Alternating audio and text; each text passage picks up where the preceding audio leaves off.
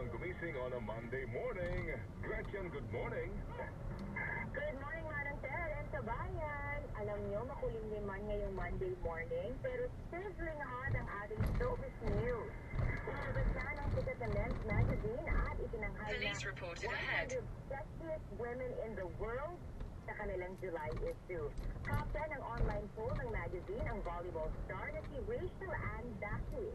Ikasama ang modelo at internet sensation na si Kim Domingo.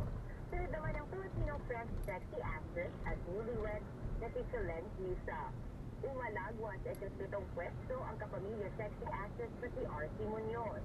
Sixth naman ang new mom na si Marian Rivera. At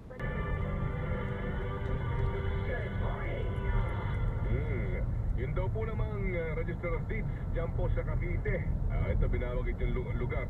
10 beses na akong pabalik-balik hanggang ngayon, wala pa rin po. Ang layo pa naman, sana ho. Ito, masama ho sila, masampulan daw po ito ng Digong Administration.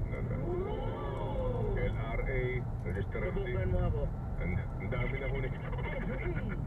Kung gasta galing, wala na kayong